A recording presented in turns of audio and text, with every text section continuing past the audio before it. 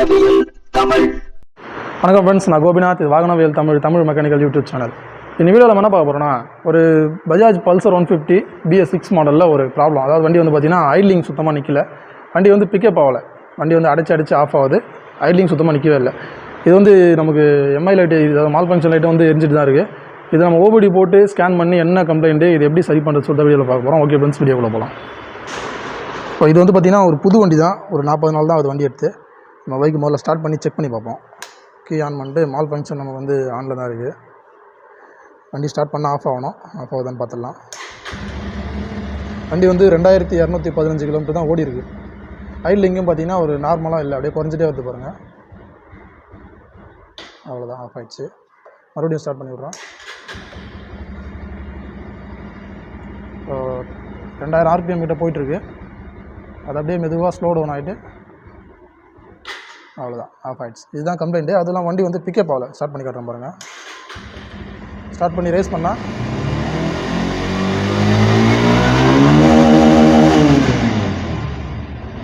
பார்த்தீங்கன்னா அவ்வளோதான்.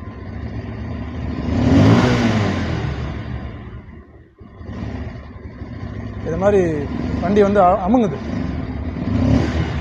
சரி, ஓகே. இப்போ நம்ம இது ஓபிடி போட்டு நம்ம ஸ்கேன் பண்ணலாம். நம்ம வந்து பார்த்திங்கன்னா V311 ஓபிடியும் நம்மளோட மல்டி கேபிளும் ஜாயின் பண்ணியிருக்கோம். V311 நம்ம எப்படி யூஸ் பண்ணணும்னு சொல்லிட்டு ஆல்ரெடி நம்ம நிறைய வீடியோ போட்டிருக்கோம். நம்ம ஃபஸ்ட்டு வந்து ஆன் பண்ண உடனே இதான் டிஸ்பிளே இன்டர்ஃபேஸ் இப்படி தான் வரும். ஓபிடி டயக்னோசிஸில் உள்ளே போயிட்டு ஓகே கொடுத்தோன்னா இதில் வந்து என்டர், எக்ஸிட்டு, செலக்ட்டு, இந்த மாதிரி 4, 5, 6 பட்டன் இருக்கும். இதில் வந்து நம்ம டயக்னோஸ்டிக் ஓகே கொடுத்தோடனே பார்த்திங்கன்னா ஃபஸ்ட்டு மேலே வந்து MIL ஸ்டேட்டஸ் ஆன்னு வரும். அதாவது எம்ஐ லைட் வந்து ஆனில் இருக்குன்னு அர்த்தம். இதில் வந்து DTC இன் ECU இது வந்து பார்த்திங்கன்னா ஒரு ஃபால்ட் கோடு இருக்குது. இதில் அது என்ன ஃபால்ட் கோடு நம்ம பார்க்குறது, மறுபடியும் என்ட்ரு கொடுத்து அடுத்த பேஜ் வரும். இதில் ரீட் கோட்ஸ்னு வரும். ரீட் கோட்ஸ் தான் நம்ம என்ன ஃபால்ட்டுன்னு பார்க்க முடியும். ரீட் கோட்ஸ் ஓகே கொடுக்குறேன். ஓகே கொடுத்தோடனே current DTC, pending DTC, permanent DTC. இப்போ நமக்கு வந்து தேவையான கரண்ட் DTC தான். கரண்ட் DTC ஓகே கொடுத்தோன்னா இதில் ஒரு ஃபால்ட்டு தான். Manifold absolute pressure barometric pressure circuit low. அதாவது மேனிஃபோல்டு அப்சல்யூட் ப்ரெஷர்னால் மேப் சென்சார்னு அர்த்தம். P0107 part number. Map sensor தான் இதில் ப்ராப்ளம் சொல்லி வந்திருக்கு. இப்போ நம்ம வெளியே வந்துட்டு டேட்டா ஸ்ட்ரீமில் போயிட்டு மேப் சென்சார் வந்து வேலை செய்யுதா இல்லை ஜீரோவில் நிற்கிதான்னு பார்த்துடலாம்.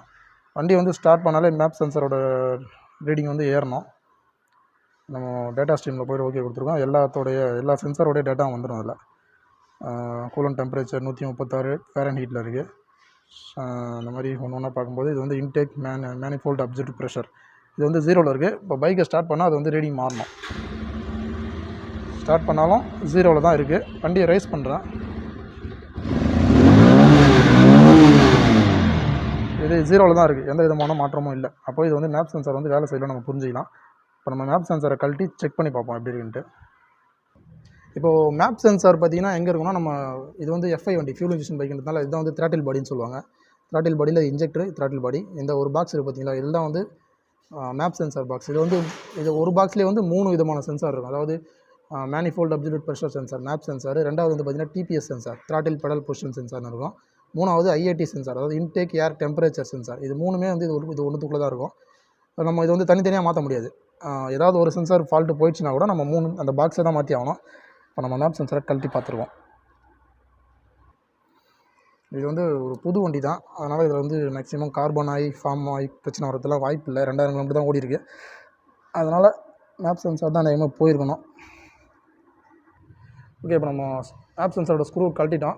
சென்சாரை வெளியே எடுத்துருவோம். இப்போ இதுதான் வந்து பார்த்திங்கன்னா மேப் சென்சாரு.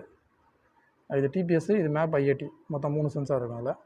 இப்போ இதை கழட்டிட்டு க்ளீன் பண்ணி போட்டு பார்க்கலாம். நம்மலாம் ஆல்ரெடி க்ளீன் பண்ணி போட்டு வீடியோவே போட்டிருப்போம். ஆனால் சக்ஸஸ் ஆகலை. சிலர் தான் சக்ஸஸ் ஆகுது, சிலர் ஆக மாட்டேங்குது.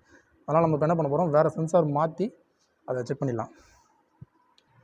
இப்போ நம்ம இந்த சென்சாருக்கு பதிலாக இன்னொரு சென்சார் புதுசாக எடுத்துன்னு வந்திருக்கோம். இப்போ இந்த சென்சாரை ஃபிக்ஸ் பண்ணிட்டு செக் பண்ணிடலாம். ஏன்னா இது க்ளீன் பண்ணி போகிறதுலாம் இப்போதைக்கு வேலை ஆகாது. சரி, ஓகே. இப்போ என்ன பண்ணுறோம், நம்ம மறுபடியும் பழையபடி ஃபிக்ஸ் பண்ணிடுவோம். பஜாஜ் வண்டியை பொறுத்த வரைக்கும் எல்லாத்துக்கும் ஒரே மாதிரி தான் இருக்கும். மேப் சென்சாரு மாறாது.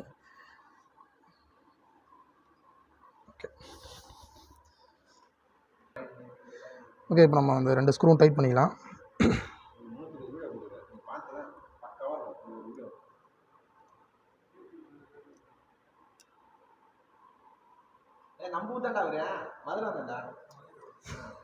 ஓகே, இப்போ நம்ம மேப் சென்சாரை மாற்றிட்டோம். அதோட சாக்கெட்டை ஃபிக்ஸ் பண்ணிப்போம்.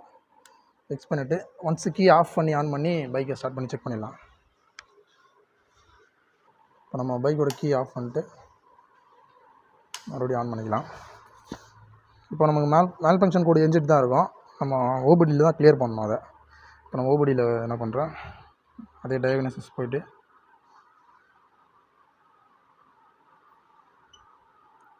இப்போ பார்த்திங்கன்னா நம்ம ஒரு நிமிஷம், நம்ம அந்த மேப் சென்சார் பாக்ஸை கழட்டி மாட்டினதெல்லாம் என்ன ஆச்சுன்னா மூணு ஃபால்ட்டு கோடு காட்டுது பாருங்கள். முதல்ல ஒன்று தான் இருந்துச்சு. அந்த சென்சார் சாக்கெட்டை நம்ம சாவியை ஆஃப் பண்ணாமல் கழட்டி மாட்டினதால இன்னும் 2 எக்ஸ்ட்ராவாக வந்திருக்கு. டிபிஎஸும் ஐஐடியும் எக்ஸ்ட்ரா வந்திருக்கு.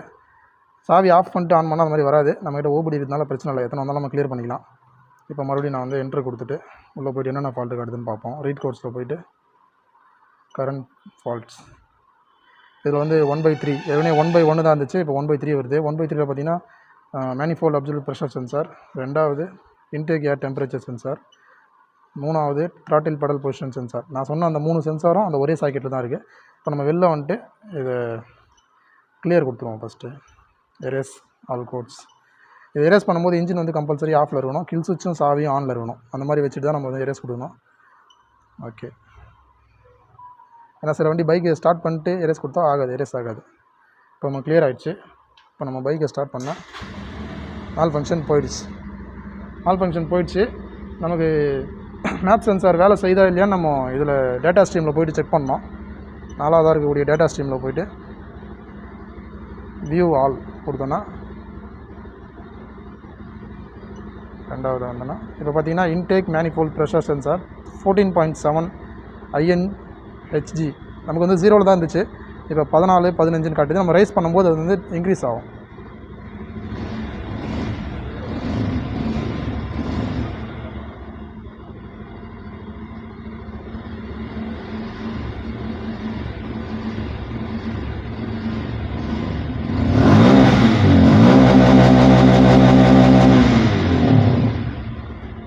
இப்போ நமக்கு மேப் சென்சார் வேலை செய்யுது. ஐட்லிங் கரெக்டாக ஒரே ஸ்டேபிளாக இருக்குது. வண்டி வந்து ஆனால் அடைக்குதான்னு நம்ம செக் பண்ணணும்.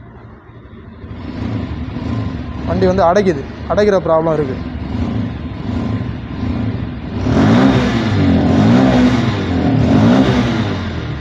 இப்போ இது எதனால் அடைக்குதுன்னு சொல்லிட்டு நம்ம மறுபடியும் செக் பண்ணோம். நான் மறுபடியும் பைக் வந்து ஆஃப் பண்ணி ஆன் பண்ணிக்கிறேன். வண்டி மறுபடியும் அடைக்கிற மாதிரி தான் இருக்குது. ஓகே கொடுத்துட்டு எதுவும் மால் ஃபங்க்ஷன் இல்லை, ஆஃபில் தான் இருக்குது. ரீட் கோட்ஸ், இந்த vehicle has no fault codes. இது எதுவும் ஃபால்ட் கோட் இல்லை. இப்போ டேட்டா ஸ்ட்ரீமில் வந்து செக் பண்ணி பார்ப்போம். ஏதாவது வேறு சென்சார் ஏதாவது தப்பாக வேலை செய்யுதான்னு செக் பண்ணி பார்க்கலாம். இப்போ நமக்கு calculator load value, engine coolant temperature 145 ஃபாரன்ஹீட்னா அதில் பாதி 50, ஒரு 72 டிகிரி தான் இருக்குது. Intake manifold absolute pressure sensor வேலை செய்யுது. ஆர்பிஎம் கரெக்டாக 1400 வேலை செய்யுது. அடுத்து இக்னிஷன் டைமிங் அட்வான்ஸ் ஆகுதான்னு செக் பண்ணலாம். இக்னிஷன் டைமிங் அட்வான்ஸ் ஆகுது.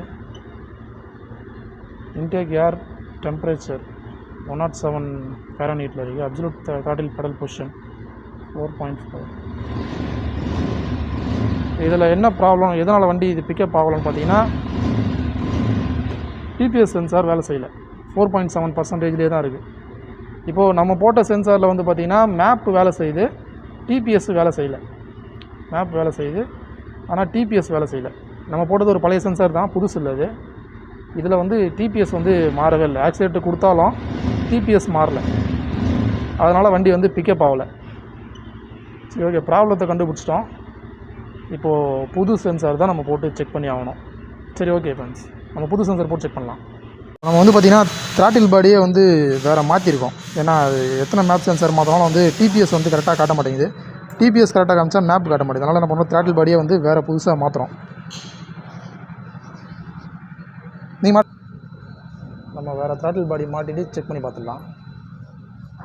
ஓகே ஃப்ரெண்ட்ஸ், இப்போ நம்ம வேறு த்ராட்டில் பாடியே போட்டிருக்கோம். நம்ம சென்சார் வரைக்கும் மாற்றினா அது செட் ஆகலை, அதனால் த்ராட்டில் பாடியை ஃபுல் செட்டு மாற்றிருக்கோம். இப்போ வண்டியை ஸ்டார்ட் பண்ணி செக் பண்ணிடலாம்.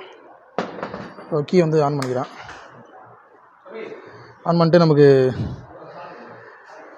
மேல் ஃபங்க்ஷன் ஏதாவது வருதான்னு பார்த்துக்கலாம். வண்டியை வந்து ஸ்டார்ட் பண்ணோடனே மேல் ஃபங்க்ஷன்லாம் ஆஃப் ஆகிடுச்சு. ஆயிலிங் கரெக்டாக ஆடுது, ஒன்றும் பிரச்சனை இல்லை, ஒரு லெவலாக கரெக்டாக ஆடிட்டுருக்கு. இப்போ நம்ம சென்சாரோட ரீடிங்லாம் செக் பண்ணிக்கலாம். ஏன்னா டிபிஎஸ் வேலை செய்யாமல் இருந்துச்சு போன தடவை மாட்டினதில்.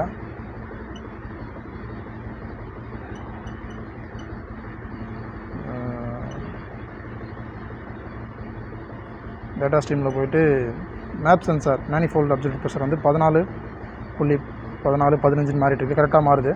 அடுத்து டிபிஎஸில் பார்த்தீங்கன்னா 8.6லேருந்து 9% ஓப்பனில் இருக்குது. ஆக்சிலேட்டர் நம்ம ரைஸ் பண்ணும்போது இன்க்ரீஸ் ஆகுது பாருங்கள், 10, 13.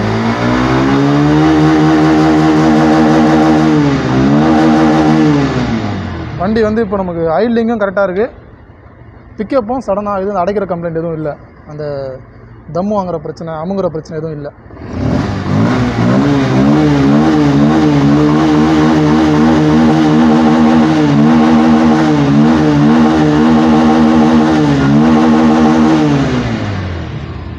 இப்போ நம்ம ப்ராப்ளத்தை கண்டுபிடிச்சி சால்வ் பண்ணியிருக்கோம். இப்போ இதில் என்னென்னா, இப்போ ஒரு புது விஷயம் கற்றுக்கிட்டதுன்னா, த்ராட்டில் பாடியில் வரக்கூடிய அந்த மேப் சென்சாரை வந்து சேஞ்ச் பண்ணால் கூட சில நேரத்தில் வந்து ரீடிங் தப்பாக தான் காட்டுது. நம்ம வந்து த்ராட்டில் பாடி ஃபுல் செட்டு தான் மாற்றினா நமக்கு வந்து அந்த ப்ராப்ளம் சால்வ் ஆகுது. ஓகே ஃப்ரெண்ட்ஸ், வீடியோ பார்த்துருப்பீங்க. ஒரு பஜாஜ் பல்சர் BS6ல் ஒரு மேப் சென்சார் கம்ப்ளைண்ட். இதனால் வந்து வண்டி வந்து ஐட்லிங் சரியாக நிற்கல, ஆஃப் ஆகிட்டே இருந்துச்சு. அது இல்லாமல் பிக்கப் சுத்தமாக இல்லை.